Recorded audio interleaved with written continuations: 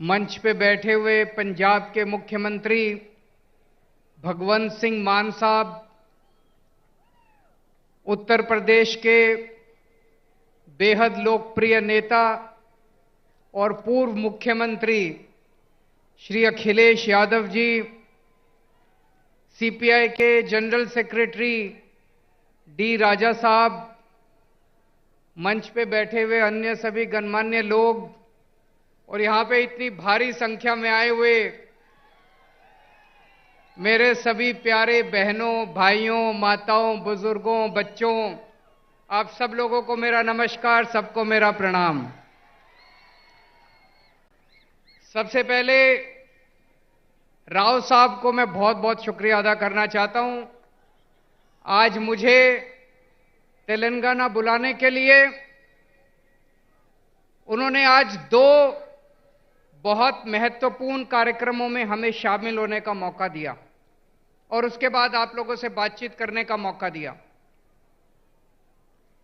मुझे नहीं पता आप लोगों को पता है कि नहीं पता कि आपके मुख्यमंत्री ने आज एक बहुत शानदार कार्यक्रम शुरू किया है।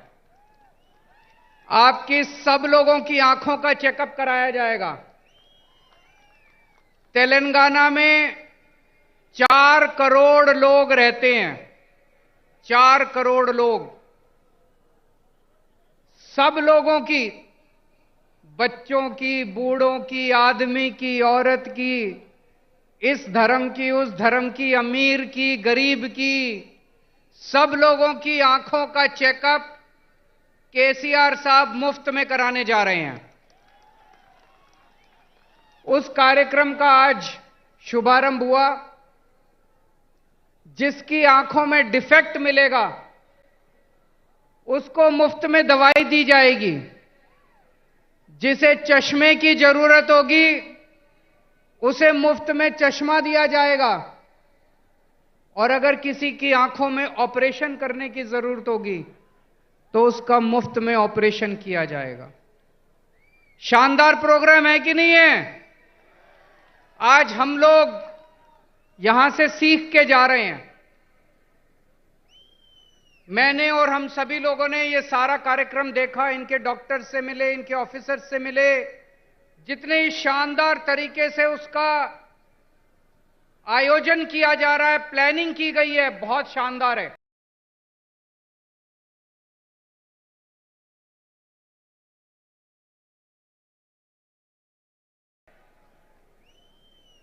मैं जाके इस पूरे कार्यक्रम को दिल्ली में भी लागू करूंगा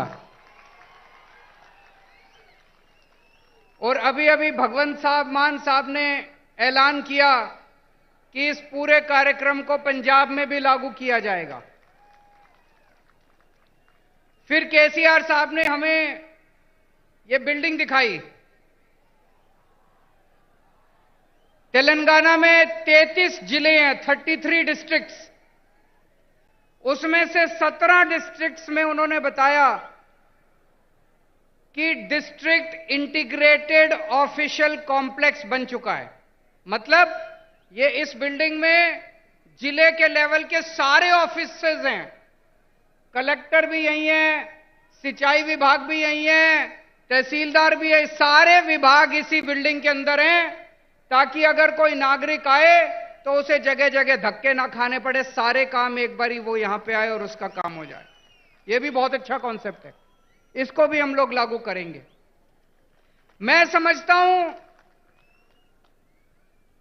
अगर हम अपने देश के अंदर आपस में एक दूसरे से सीखने का प्रयास करें, लड़ने की बजाय, हमें लड़ना नहीं है, हमें सीखना है एक दूसरे से। अगर हम एक दूसरे से सीखने की कोशिश करें तो हमारा देश कहां से कहां पहुंच सकता है, बहुत आगे बढ़ सकता है हमारा देश। दिल्ली में हम लोगों ने मोहल्ला क्लिनिक बनाए। मोहल्ला क्लिनिक में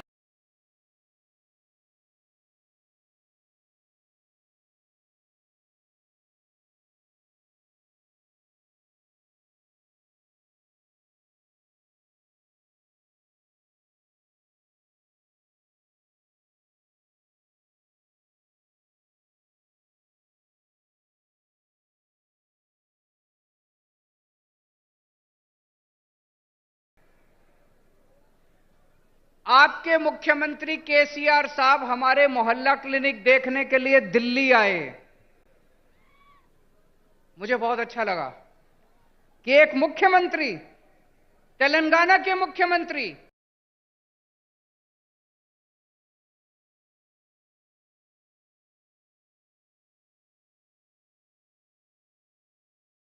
मोहल्ला क्लिनिक दिखाने ले गए। उन्होंने डॉक्टर से बात की, नर्स से बात की, सारा सिस्टम समझा और वापस आके उन्होंने उसको तेलंगाना में लागू किया। वो क्या नाम है उसका, बस्ती दवाखाना, बस्ती दवाखाना नाम से उन्होंने तेलंगाना में लागू किया। मुझे बहुत अच्छा लगा। तमिलनाडु के मुख्यमंत्री स्टैलिन साहब दिल्ली आए। उन्होंने हमारे स्कूल देखे। हमने दिल्ली में स्कूल बहुत शानदार कर दिए, सरकारी स्कूल जहां पे गरीबों के बच्चे पढ़ते हैं, रिक्शे वाले का बच्चा पढ़ता है, मजदूर का बच्चा पढ़ता है।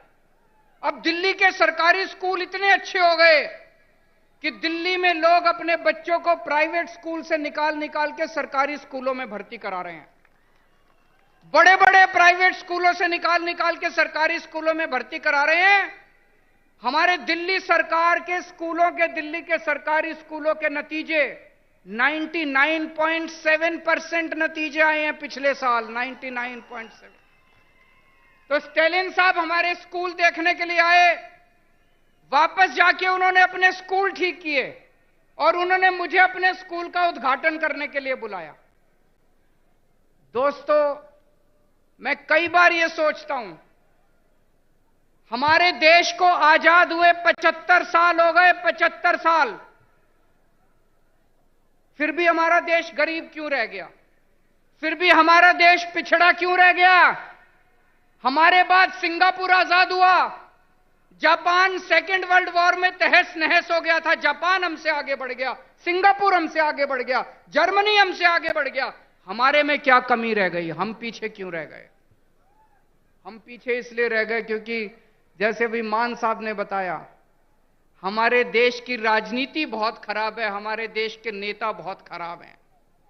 पहली बार इस देश के अंदर एक उम्मीद की किरण जागने लगी है। इस देश के अंदर कुछ मुख्यमंत्री एक साथ आ रहे हैं, कुछ नेता, अखिलेश यादव जी जैसे नेता एक साथ आ रहे हैं और अब हम सब मिलकर इस देश के विकास की चर्चा कर रहे हैं। हम सब मिलकर अब राजनीति की चर्चा नहीं करते। आज पूरा दिन सुबह से शाम तक हमने बैठ के चर्चा की कि देश के अंदर शिक्षा अच्छी कैसे होनी चाहिए, देश के अंदर अस्पताल अच्छे कैसे होने चाहिए, देश के अंदर सिंचाई अच्छी कैसे होनी चाहिए, किसानों के लिए क्या कर सकते हैं, मजदूरों के लिए क्या कर सकते हैं। देश के कुछ मुख्यमंत्री इकट्ठे होकर ये करने लगे। हम एक दूसरे से सीखना चाहिए हम लोगों को। मुझे याद है बचपन में जब मैं 10वीं क्लास में पढ़ता था, उस टाइम से हम सुन रहे हैं केरला में स्कूल बहुत अच्छे हैं, केरला में अस्पताल बहुत अच्छे हैं। उस टाइम से सुन रहे हैं। अगर केरला में स्कूल, हॉस्पिटल अच्छे हैं तो अभी तक बाकी देश में क्यों नहीं हुए? अभी तक हो जाने चाहिए थे बाकी देश में भी, क्यों नहीं हुए अभी तक बाकी देश में? हम सारे आपस में लड़ते रहते हैं, हम सारे पार्टियां आपस में लड़ते रहते हैं, सारे नेता आपस में लड़ते रहते हैं। आज मुझे बड़े दुख के साथ कहना पड़ रहा है, अभी अभी कई सारे वक्ताओं ने कहा तमिलनाडु का गवर्नर तमिलनाडु की सरकार को तंग कर रहा है, तेलंगाना का गवर्नर राव साहब को तंग कर रहा है, दिल्ली का गवर्नर मेरे को तंग कर रहा है, पंजाब का गवर्नर मान साहब को तंग कर रहा है। ये गवर्नर तंग नहीं कर रहे, मोदी साहब तंग कर रहे हैं। गवर्नर तंग नहीं कर रहे। गवर्नर को बेचारे को क्या लेना देना? गवर्नर को तो बड़ा सा बंगला मिल गया, आलीशान गाड़ी मिल गई, एयर कंडीशन माहौल मिल गया, नौकरी मिल गई, 5 साल ऐश करने के लिए आता है गवर्नर। गवर्नर को क्या लेना देना? दिल्ली से फोन आता है, राव साहब को काम मत करने दो, अड़चन अड़ाओ। आता है कि नहीं आता है? दिल्ली से फोन आता है, भगवंत मान को काम मत करने दो, अड़चन अड़ाओ। मोदी साहब का फोन आता है, केजरीवाल को काम मत करने दो, अड़चन अड़ाओ। जिस देश का प्रधानमंत्री 24 घंटे बैठ के ये सोचता है कि मेरे को अब इसको तंग करना है, मेरे को अब उसको तंग करना है, वो देश तरक्की कैसे करेगा दोस्त? आप में से कौन कौन बेरोजगार है, जरा हाथ खड़े करें। जो जो बेरोजगार